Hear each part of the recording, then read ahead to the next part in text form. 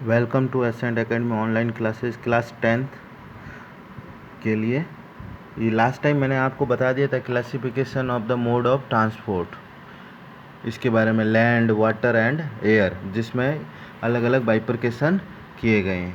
अब मैं आपको एक एक लाइन, इतने भी आप छोटे बच्चे नहीं है कि एक एक लाइन आपको मैं इसका हिंदी में ट्रांसलेट करूं। इसमें आपको मेन टॉपिक्स पढ़ने की आवश्यकता है, जैसे लैंड ट्रांसपोर्ट। लैंड ट्रांसपोर्ट जैसे नाम है, नाम से भी आप बहुत कुछ समझ सकते हैं। लैंड मतलब एक जगह से दूसरी जगह जब goods and services from one place to another place जा जाते हैं, उसको लैंड ट्रांसपोर्ट बोला जाता है। रोड ट्रांसपोर्ट क्या हो गया? रोड ट्रांसपोर्ट मतलब थ्रू द रोड। अब आपको ये पता होगा कि लैंड एंड रोड में क्या फ़र्क है। इसमें दोनों लगभग अप्रोक्स सेम ही रहता है। रोड ट्रांसपोर्ट किसके थ्रू होगा? लैंड ट्रांसपोर्ट के थ्रू ही होगा। और road transport play a important role in the social and economic development of the country.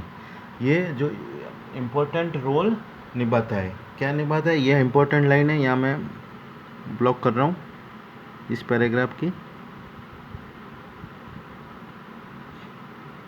अब अगला है, it is the also cheap and convenient for the short and medium distance journey. It is the also helpful in the other means of transports because it is the really fast, flexible and provides door facility. Rail transports in the India is the possible to the same limited area because of the physical feature।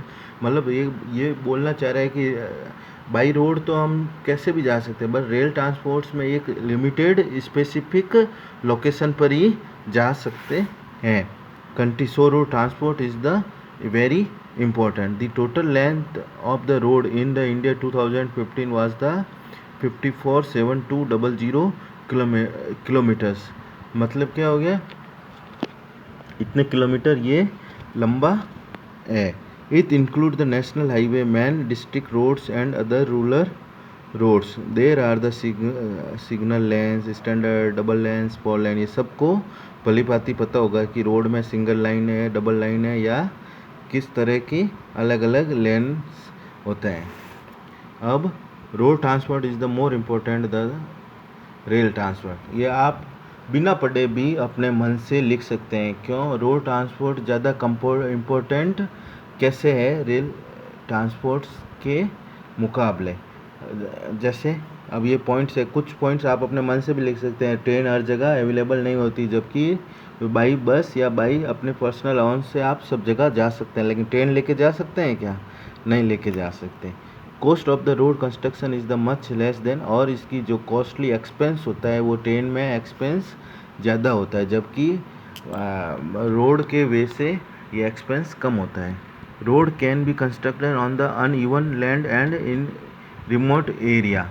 मतलब इसको roads को कहीं पर भी हम जा सकते हैं, लेकिन ट्रेन का एक फिक्स लेन होता है। Road can be constructed in the slopes and हिली, और रोड से का अपन ऊपर पहाड़ पर भी जा सकते हैं और ढलान में भी आ सकते हैं। लेकिन क्या ट्रेन बहुत बड़े ऊपर से पहाड़ पे चढ़ सकती है क्या? नहीं। Road transport is the cheaper for the short distance, lesser good. ये सब इजी पॉइंट है, आप इसको अच्छे से पढ़ सकते हैं, क्योंकि इस बार सिलेबस आपके बहुत बड़ा है। एक एक लाइन छोटे 5th क्लास या 4th क्लास के बच्चे जैसे इसमें पढ़ाना पॉसिबल नहीं है। ये बहुत इजी है, ये आप खुद भी पढ़ सकते हैं।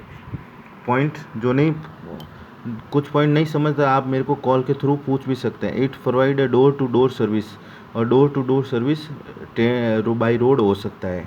Road transport work as a link with the other means of transport. सबको पता है कि एक दूसरे से रोड्स कनेक्ट होती है। Road connect railway station, airport, और ट्रेन जबकि कनेक्ट नहीं होती, जबकि रोड क्या होती है? रेलवे स्टेशन से बाहर निकलते ही रोड का रास्ता मिलता है। आज के लिए मैं ये पॉइंट ही आपको बता रहा हूँ, या आपके मन से भी आप लिख सकते हो, और जो भी नहीं समझ में आए आप मेरे को कॉल करके पूछ सकते हैं, नहीं तो नेक्स्ट वेडनेसडे को स्कूल आके भी आप मिल सकते हैं।